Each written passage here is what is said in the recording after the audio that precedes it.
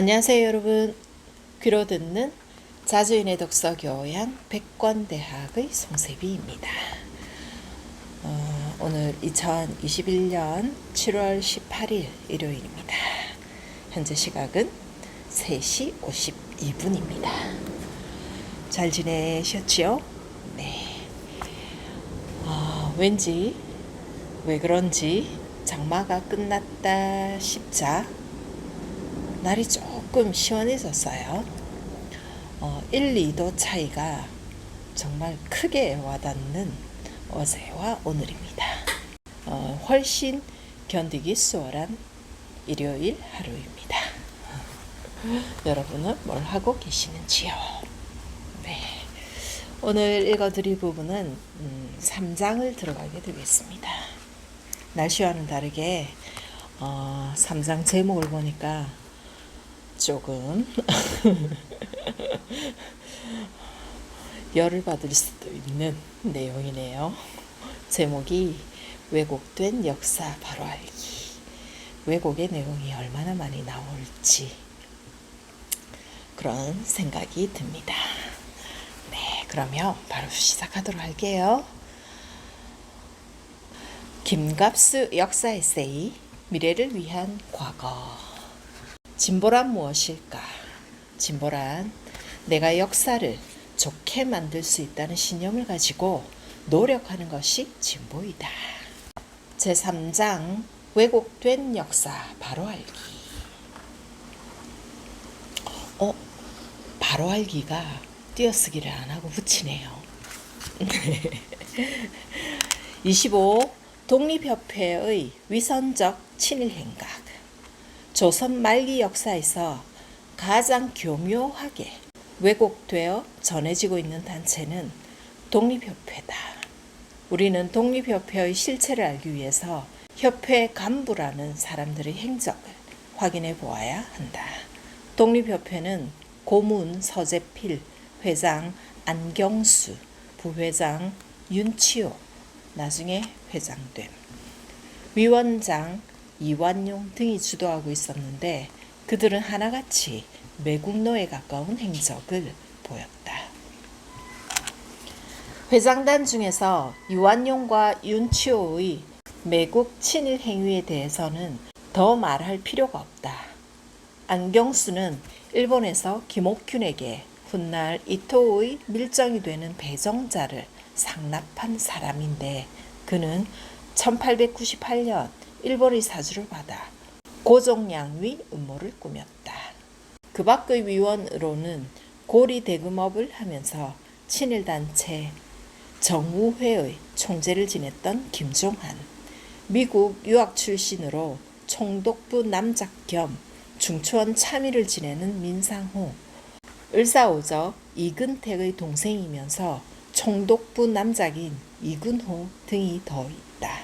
그러고 보면 독립협회 간부와 위원 중에서 살아남을 사람은 이상재, 주시경 등 몇 사람밖에는 없다. 1898년 독립신문의 논설에는 이토 히로부미 씨는 당금 세계의 유명한 정치가요. 또 우리 독립사업에 대공이 있는 사람이라. 이번 유람차로 오니 정부와 인민은 각별히 후대하기를 바라노라 라고 되어 있다. 그들이 말하는 독립은 대한의 자주독립이 아니었다. 그들은 일본의 지원을 받아 청나라의 종주권을 없애는 음모를 독립이라고 포장하여 말했을 뿐이었다. 그래서 청나라 사신을 맞이하던 영은문을 부수고 그 자리에 독립문을 세운 것이었다. 당시 많은 일본인들은 일본이 조선에 독립문을 세워주었다고 자랑하고 다녔다. 독립협회 회장 윤치호는 서울을 방문했다가 돌아가는 이토 히로부미를 위해 요리집 국취루에서 환송잔치를 열어주었다. 이토 히로부미는 그날 윤치호에게서 받은 선물에 대단히 흡족해했다. 그가 윤치호로부터 받은 선물은 대형 은찻잔이었는데 거기에는 새로 지은 독립문이 부족되어 있었다. 이토 히로부미는 답례로 자신의 사진을 윤치호에게 주었다. 독립협회의 기관지, 독립신문의 논설 몇 편을 검토해 보겠다. 독립신문 논설들은 나라를 위한다는 구실을 내세워 일방적으로 일본 편을 들었다는 점이 확인된다. 1896년 독립신문 제6호 논설. 일국이 두 해 전에 청국과 싸워 이긴 후에 조선이 분명한 독립군이 되었으니 그것 또한 조선 인민이 일본에 대하여 감사한 마음이 있을 터이나 조선 인민 중에 일본을 감사히 생각하는 사람이 지금 없는 것은 다름 아니라. 1896년 독립신문 제44호 논설. 일본 정부와 일본 인민들이 조선이 진보하는 것만 즐거워하지 어떤 나라이든지 도와주는 것은 상관 아니하노라. 조선 사람들이 일본이 조선을 위한다는 것을 자세히 모르는 것이다. 1897년 독립신문 제144호 논설. 하나님이 조선 백성을 불쌍히 여기사 일본과 청국 사이에 싸움이 생겨 못된 일 하던 청인놈들이 조선서 쫓겨 본국으로 가게 되었다. 이것은 조선에 1000만 번이나 더 다행한 일이다. 1898년 독립신문 별호 논설. 조선은 계속해서 일본 돈을 써야 한다. 일본 은전을 여전히 일용한 일로 고시를 하였다 하니 우리는 전국 재정을 위하여 크게 치하하노라. 오늘날 대한민국의 신문들은 4월 7일을 신문의 날로 정해 기념하면서 하루 휴관한다. 그런데 4월 7일은 바로 독립신문이 창간된 날이다.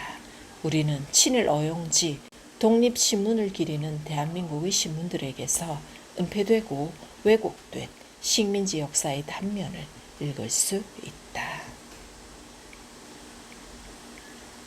26. 3.1운동 유감. 기미독립선언은 전국적인 파급력을 행사했지만 이는 28 독립선언의 직접적인 영향을 받은 것이었다. 그러나 이 두 독립선언의 배경에 일찍부터 중국과 노령으로 건너가 개인의 영달을 포기한 채 목숨을 내놓고 활약한 성갑 독립운동가들의 결정적인 공헌이 있었다는 것은 그리 알려지지 않았다. 이미 그들은 1918년 무오년 11월 국외 지도자급 독립운동가 39명이 망라된 한국 최초의 독립선언문을 내놓은 것이었다. 이른바 무오독립선언문이었고 정식 명칭은 대한독립선언문이었다. 28 독립선언문은 이 대한독립선언문을 전범으로 삼았다.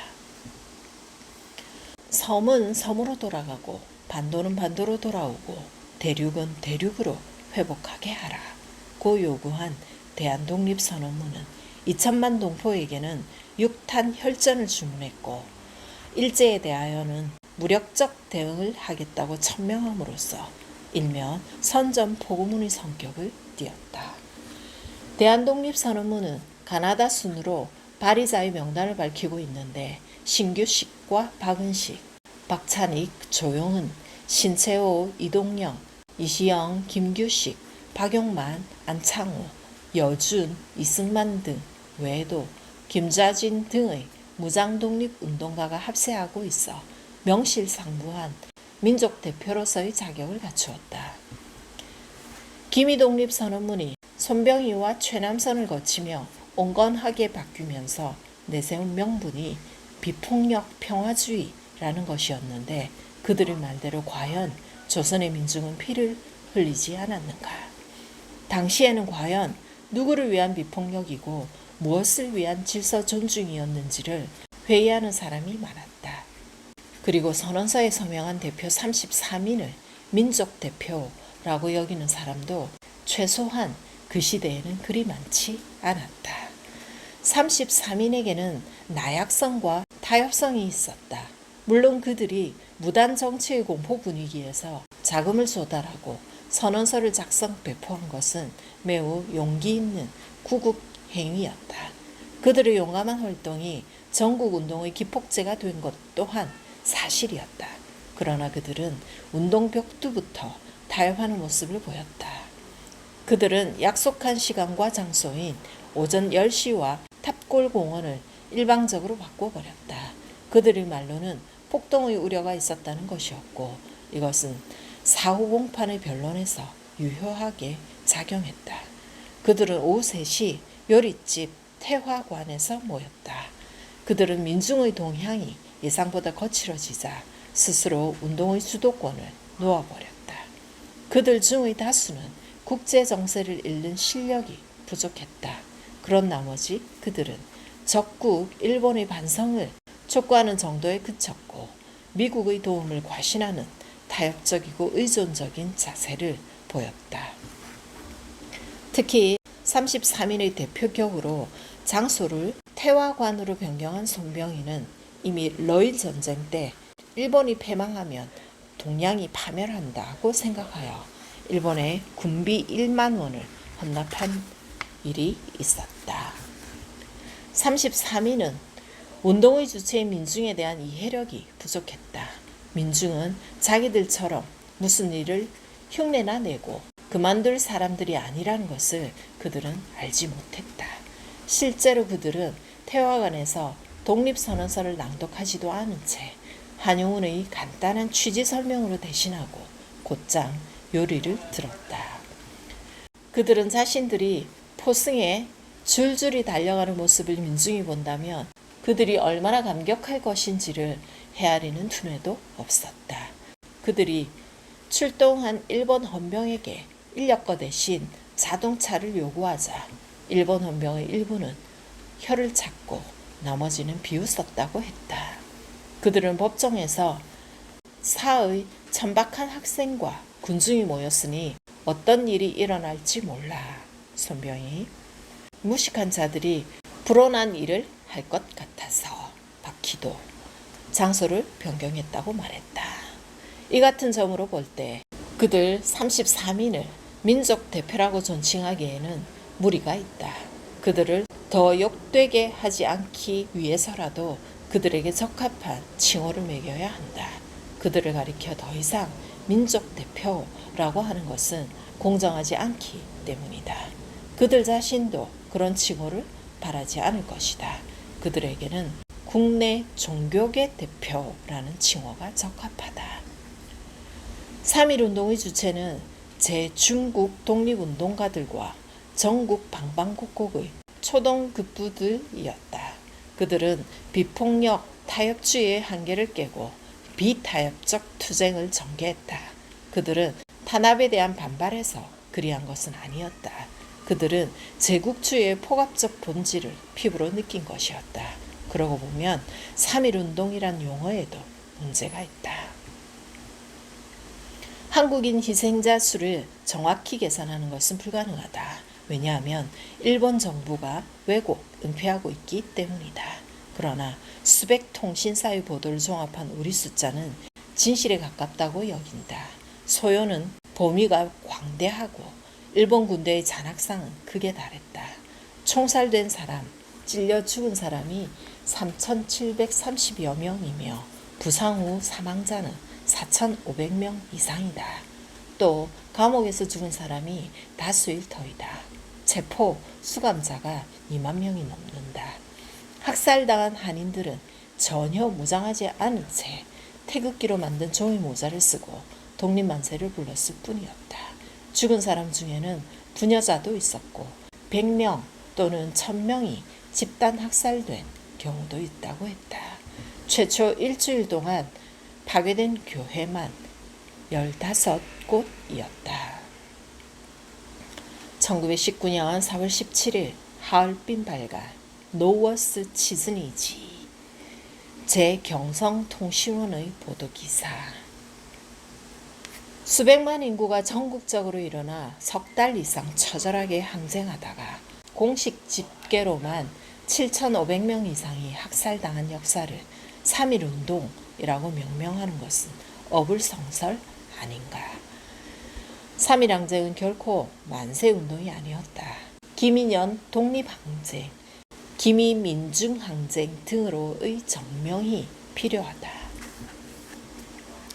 자기를 책령하기에 급한 오이는 타의 원우를 갖지 못하노라. 현재를 주모하기에 급한 오이는 숙석의 징변을 갖지 못하노라. 이것은 최남선자 기미독립선언서 중 일부를 발췌한 문장이다. 요즘 말로 바꾸면 자기 스스로 노력하기에 급한 우리는 남을 원망하고 탓할 겨를이 없다. 현재를 준비하기에 급한 우리는 지난날의 잘잘못을 가려 따져 응징할 겨를이 없다 정도가 된다. 이는 전형적인 역사 묻어버리기의 관점이다. 불편하고 위험한 역사는 현재와 미래를 위해 덮어버리자는 근시안적인 발상인 것이다. 조선인들은 3, 4월 2달에 걸쳐 200만 명이 시위에 가담했다. 7,500명이 생명을 조국에 바쳤다. 33인을 보고 비웃었던 일본 헌병들이 간담을 서늘하게 만든 것은 그들이었다. 그들은 자발적으로 뭉쳤고 그 뭉친 사람 중에서 지도자가 나왔다. 33인은 길어야 3년의 옥고를 치렀지만 학생과 농민 지도자들은 10년, 15년씩이나 되는 무거운 형량을 받았다.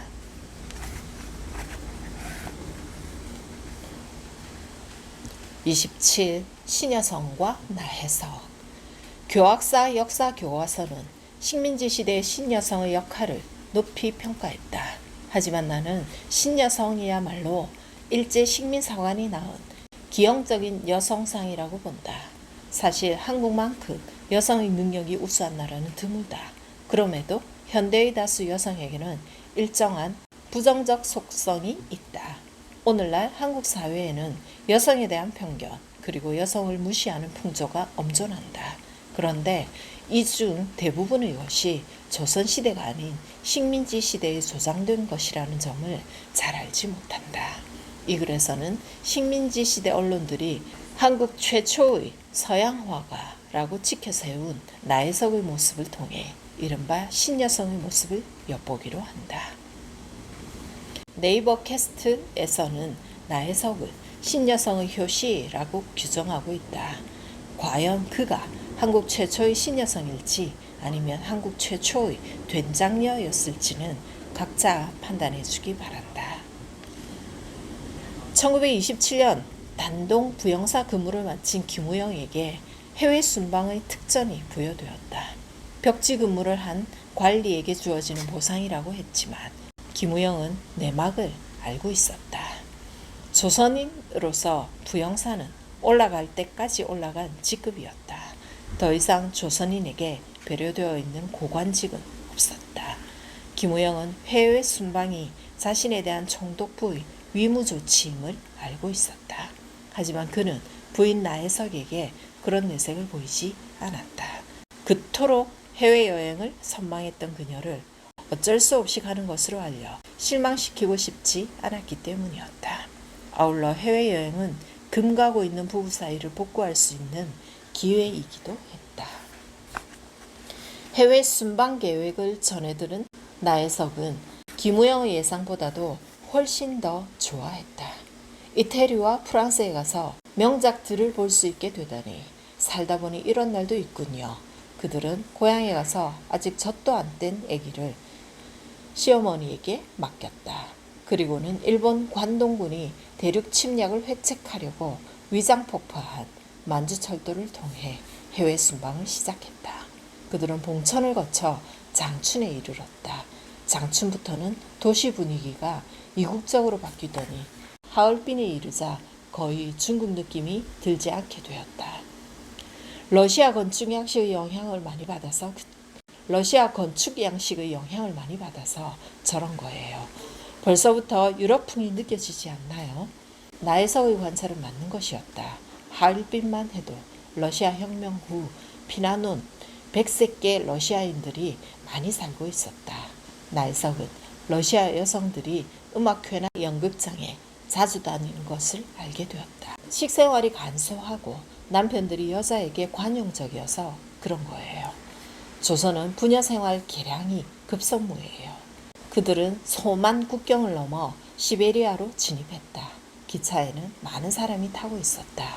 이색적인 것은 명사가 기차에 오를 때마다 승객들에게 소개를 하는 점이었다. 김우영은 황량하기만 한 시베리아 풍경이 실증나 간간히 눈을 붙였다. 그들은 여러 날이 지나 모스크바에 도착했다.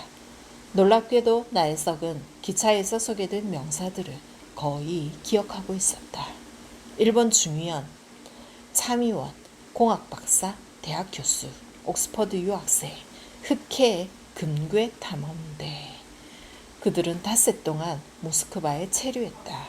나혜석은 푸슈킨 미술관을 비롯한 미술관 3곳, 모로조프 박물관 등 박물관 3곳을 관람하는 일정을 김우영과 상의 없이 결정했다. 김우영은 자기 아내가 한국에 있는 문화재를 관람한 적이 없었다는 점을 생각했다. 나혜석은 조선의 신문사에 보내는 기행 원고를 쓰기도 했다. 모스크바 시가지는 멋있게 노설하다. 마치 폭풍우가 금세 훑고 간 듯하다. 사람들은 잘 반죽된 밀가루처럼 늘씬하다.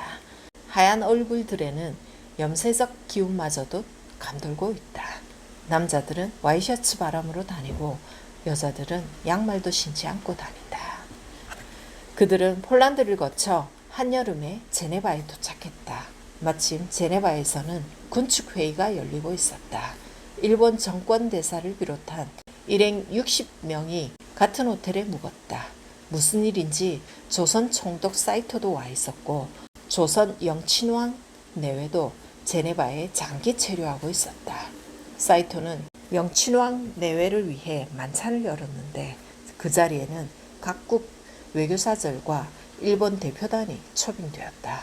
김우영과 나혜석 부부도 그 자리에 말석으로 자리를 얻었다. 뜻밖에도 다음날 영친왕이 김우영 부부를 식사에 초대했다. 아마도 그는 조선인이 반가웠던 모양이었다. 영친왕은 나혜석이 화가라는 것을 알고 있었다. 망국의 왕손은 인자한 목소리로 마치 특혜나 준다는 듯이 말했다. 과인을 위해 그림 한 점을 그려줄 수 있겠소. 나혜석은 황송스러워 바로 대답도 제대로 못했다. 나혜석은 마침내 파리에 도착했다. 그녀는 그림과 불어를 둘 다 배우고 싶었다.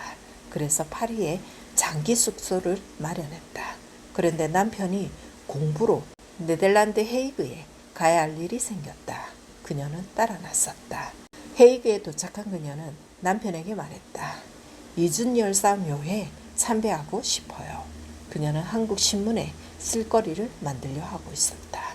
그녀는 총독부 돈으로 여행하면서 이준열사를 참배하겠다고 하는 모순을 보였다. 김우영은 공부를 위해 베를린으로 갔지만 나혜석은 파리에 남았다. 그녀는 동양의 호감을 갖고 있는 수알레라는 사람의 집에 6개월 정도 머무르기로 했다. 일남 이녀를 두고 있는 수알레 부부는 사회활동도 왕성하게 하고 있었다.